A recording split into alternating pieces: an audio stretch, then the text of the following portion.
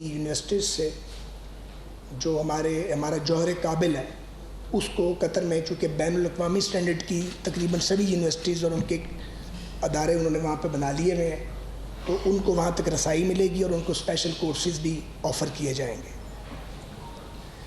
تیسری اہم بات یہ ہے کہ ہماری وہاں پہ عزت مآب امیر قطر سے بھی ملاقات ہوئی، ان کے وزراء سے بھی، اور قطر انویسٹمنٹ والوں سے، ان کے آفیشیل سے بھی، جو دنیا کی بگیسٹ جو انویسٹمنٹ کمپنیز ہیں ان میں سے ایک ہے۔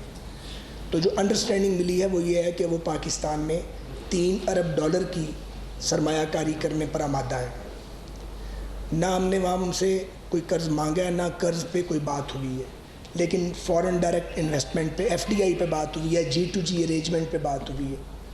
تو جو ان کا انٹرسٹ ہے اور جو یقیناً پاکستانی قوم کا بھی انٹرسٹ ہے، ایک تو انرجی سیکٹر میں وہ انویسٹمنٹ کرنے میں انٹرسٹڈ ہے، خاص طور پہ یہ جو رینیویبل انرجی ہے اس پہ سولر ہے اور ونڈ ملز ہیں۔ تو یہ پاکستان کے لیے بڑی امپورٹنٹ ہے، کیونکہ اگر یہ ایک تو یہ بہت فوری یہ ایگزیکیوشن اس کی جا سکتی ہے اور اس سے کئی ہزار میگا واٹ بجلی پاکستان کے نیشنل گرڈ کے اندر آ سکتی ہے۔ دوسرا ان کا انٹرسٹ تھا پاکستان کی سی پورٹس جو ہیں ان کی اپ گریڈیشن کے لیے اور ان کی بیٹرمنٹ کے لیے، وہاں بھی وہ انویسٹمنٹ کرنے میں انٹرسٹڈ ہے۔ ہم بھی یہ چاہتے ہیں کہ گوادر اور کراچی میں جو ہماری سی پورٹس ہیں وہ اپ گریڈ ہوں، انہیں اپ گریڈیشن کی ضرورت ہے اور وہاں پہ فورن انویسٹمنٹ آنی چاہیے۔ اس کے ساتھ ہی ہم نے ان کو ریکویسٹ کی ہے کہ اگر یہ جو پورٹ قاسم ہے اس کی اگر اپ گریڈیشن کی اور اس کو آپریٹ کرنے کا کوئی سلسلہ طے ہوتا ہے تو پھر کراچی سے پپری مارشلنگ یارڈ جو ریلوے کا ہے اس تک ایک ڈیڈیکیٹڈ فریٹ کوریڈور بھی بنے گا جو 55 کلومیٹر لمبا ہوگا، کیونکہ اگر قطری گورنمنٹ آگے ہی پورٹ قاسم کو ڈیولپ کرنے کے لیے مور اوور اور وہاں انویسٹ کرنے کے لیے تو پھر وہاں پہ بزنس بہت گرو کرے گا، تو اس کے لیے لازم ہوگا کہ وہ سارے آپریشنز ریل کے ذریعے ہوں تاکہ کراچی شہر کنجیشن سے بچ سکے۔ اس کا پاکستان ریلویز کو بھی بہت فائدہ ہوگا۔ اس وقت جو پپری کا مارشلنگ یارڈ ہے وہ آپ کو بہت سو کو پتہ ہوگا وہاں جنک یارڈ بنا ہوا ہے، کوئی کام ہی نہیں ہو رہا۔ اس کے علاوہ قطر انویسٹمنٹ کی جو دلچسپی تھی وہ ایئرپورٹس میں بھی تھی۔ ہم بھی چاہتے ہیں کہ ہمارے ایئرپورٹس اپ گریڈ ہوں، لیکن میں آپ کو بتانا چاہتا ہوں کہ 42 ایئرپورٹس ہیں پاکستان میں، جن میں سے 11 ایئرپورٹس تو کلوز ہیں اور 5 ایئرپورٹ ایسے ہیں جو سیمی فنکشنل ہیں، اور جو فلی فنکشنل ایئرپورٹس ہیں وہ مجھے آپ کو بتانے کی ضرورت نہیں ہے کہ وہاں پہ کیا حالات ہیں۔ یہ جو آپ کا اسلام آباد ایئرپورٹ ہے یہ ہاف کیپیسٹی پہ چل رہا ہے، 10 ملین کی اس کی کیپیسٹی کے لیے یہ اس وقت ڈیزائنڈ اور 52 لاکھ مسافر ہیں، حالانکہ یہ 2 کروڑ سے زیادہ کی کیپیسٹی پہ چل سکتا ہے لیکن اس کے لیے انویسٹمنٹ چاہیے۔ اسی طرح جو آپ کا کراچی کا ایئرپورٹ ہے وہاں پہ گو کے کارگو آپریشنز چل رہے ہیں، لیکن وہاں پہ ایک نئے کارگو ٹرمینل کے لیے جگہ مدت مدید سے پڑی ہے اور ہم نے کچھ بھی نہیں کیا وہاں پہ۔ تو یہ جو ہمارے ایئرپورٹس ہیں کیا انہیں جدید ایئرپورٹ نہیں بننا چاہیے؟ کیونکہ کیا یہاں پاکستانیوں کو دنیا کی جدید ترین سہولتیں نہیں ملنی چاہیے؟ نہ کسی نے کسی ایئرپورٹ کے کسی شیئر کو فروخت کرنے کی بات کی ہے، نہ کوئی اس طرح کی آفر کی گئی ہے، نہ اس پہ کوئی گفتگو ہوئی۔ یہاں پہ ایک پروپیگنڈا کیمپین چلا دی گئی صرف اس کے دوحہ کے قطر کے دورے کو ناکام کرنے کے لیے۔ تو اگر آپ اس طرح کریں گے اور فورن ڈائریکٹ انویسٹمنٹ کو روکیں گے تو کیا یہ ملک کی خدمت ہے؟ مجھے بتائیے۔ اگر یہ سیلاب نہ ہوتا تو میں اس کا آج بہت منہ توڑ جواب دیتا۔ سیلاب کی وجہ سے میں اس کو ذرا محدود رکھوں گا اور اصل بات آگے آئے گی۔ تو یہ بات نوٹ کر لینی چاہیے کہ نہ PIA زیر بحث آیا قطر میں، جس کو انہوں نے بیچ دیا ہے دوسری پارٹی نے کہ جی بیچ کے آ گئے ہیں۔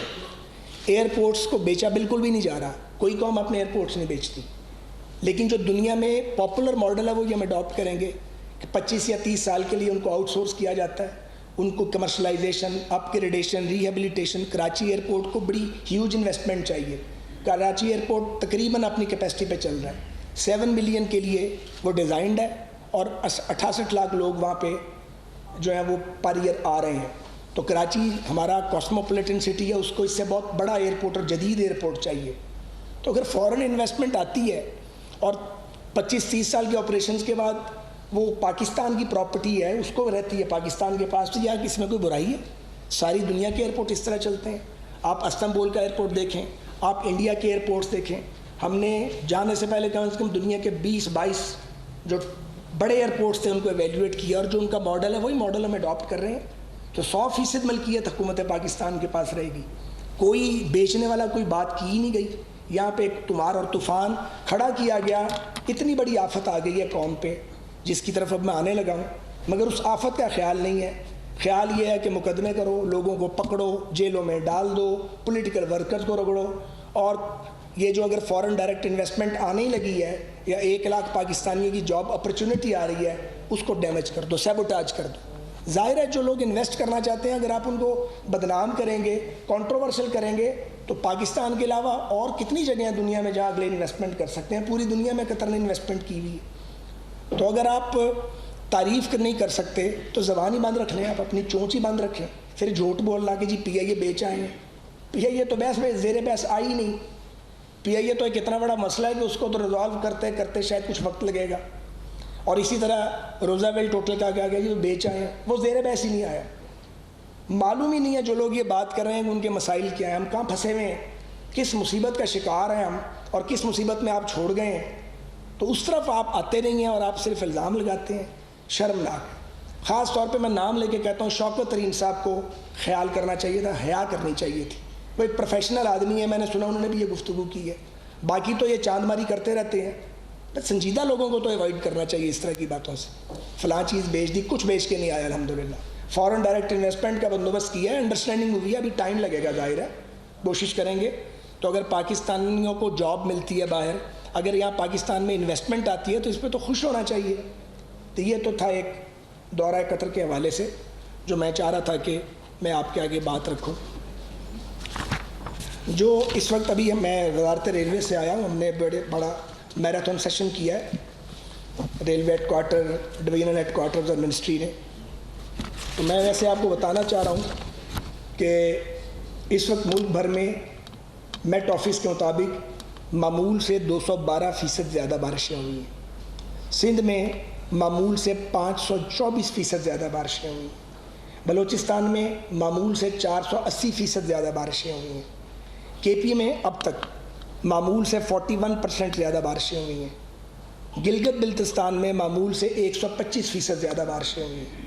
پنجاب میں معمول سے 92% زیادہ بارشیں ہوئی ہیں. بعض مقامات ایسے ہیں جہاں 30 سال، 44 سال، 75 سال، 72 سال اور 18 سال کے اور 30 سال کے ریکارڈ ٹوٹے ہیں سندھ میں، بلوچستان میں. تو آپ سوچیں کہ کتنا خوفناک معاملہ ہے اور لوگ کس عذاب اور مشکل میں مبتلا ہیں. تو ریلویز کے حوالے سے ہمارا، ویسے میں آپ کو بتانا چاہ رہا ہوں کہ ہمیں تقریباً 10 ارب روپے ہمیں ہر مہینے خرچ کرنے ہوتے ہیں. اس میں پینشن ہے، سیلری ہے، آپریشنز ہیں. ہم کما رہے ہیں تقریباً 7 ارب روپے، نہیں 7 ارب روپے ہم نے خرچ کرنے ہوتے ہیں آپریشنز پہ. پینشن کے پیسے گورنمنٹ دے رہی ہے. ہم کما رہے ہیں تقریباً 5 ارب. 2 ارب کا ہر مہینے کا شارٹ فال ہے. کوئی چھوٹا سا شارٹ فال نہیں.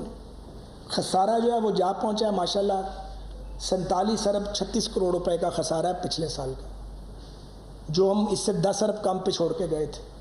بہرحال میں اس وقت میں پڑھنا نہیں چاہ رہا، لیکن میں آپ کو سچویشن بتا رہا ہوں کہ ہمارے پاس جب میں گیا تھا 20 دن کا آئل سٹاک ہوتا تھا، اب 2 دن کا آئل سٹاک ہے ریلوے کے پاس.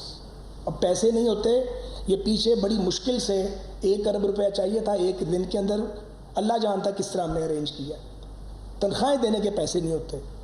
باتیں اتنی لمبی لمبی کرنا اور اونچی اونچی چھوڑنا، بیڑا غرق کر کے تو آپ خود تشریف لے گئے ہیں اور دوسروں کو کام نہیں کرنے دے رہے ہیں. آپ کس طریقے سے ہم نے پیسے اکٹھے کیے ہیں اور لوگوں کی تنخواہیں ادا کی ہیں، کیونکہ اگر آپ مزدور کو تنخواہ نہیں دیں گے تو اس کے گھر میں تو بھوک آ جائے گی فوری طور پہ. آگے تنخواہوں میں لوگوں کا کچھ پورا نہیں ہو رہا جتنی مہنگائی.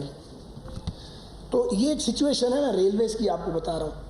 اب صورت یہ ہے کہ ابھی ہم نے جو ڈیسیجن کیے ہیں وہ میں آپ کو عرض کرتا ہوں، پھر اگلے بات کروں گا.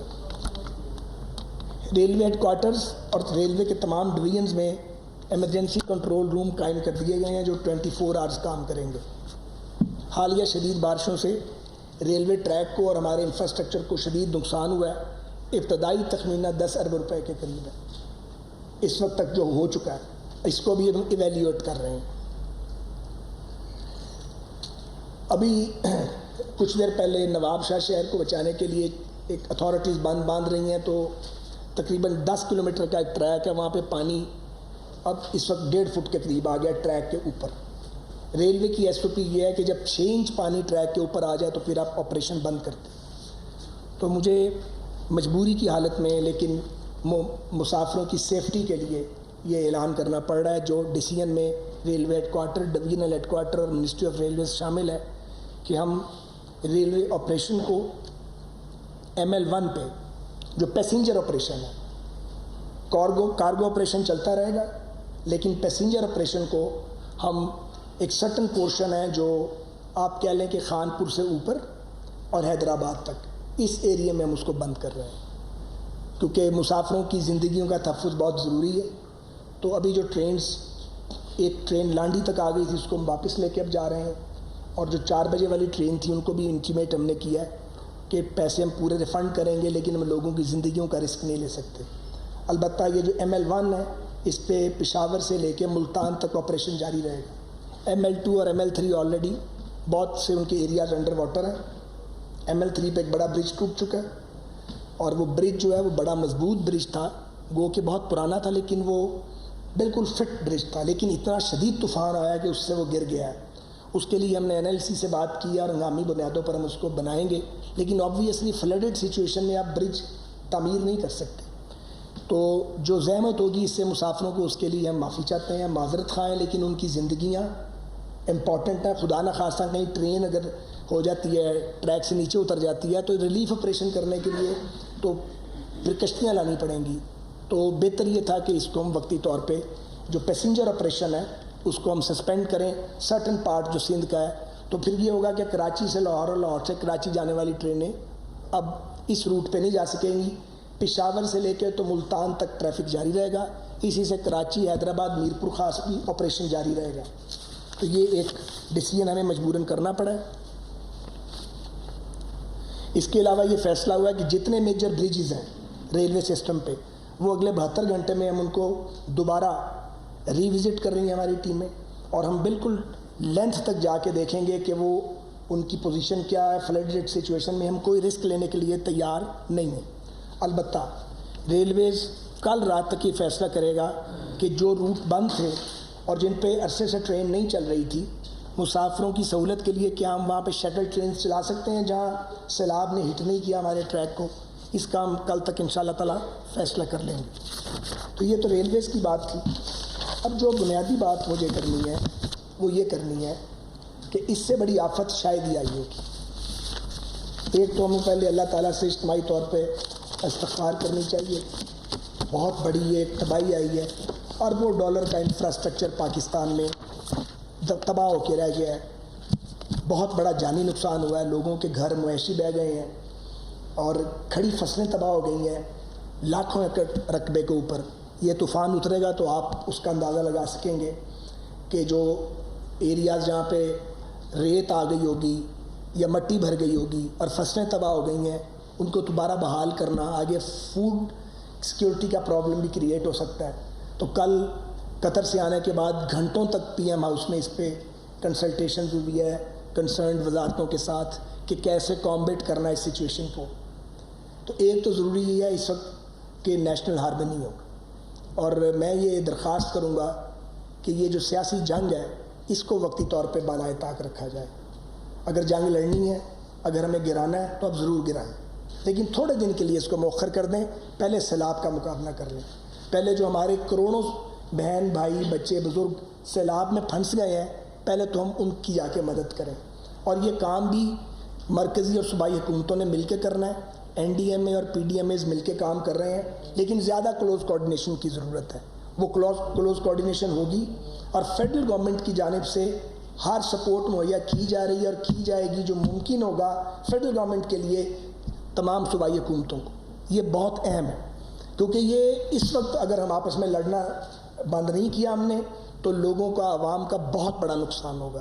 ہم سب مل بھی جائیں تو شاید اس نقصان کا ازالہ نہیں کر سکتے، لیکن لوگوں کو ان کے بیچ میں جا کے ان کی مشکلات کا ازالہ کرنا اور جو ہو سکتا ہے وہ تو کریں، وہ بہت ضروری ہے. اس کے لیے ملک میں ایک ماحول بنانا بہت ضروری ہے.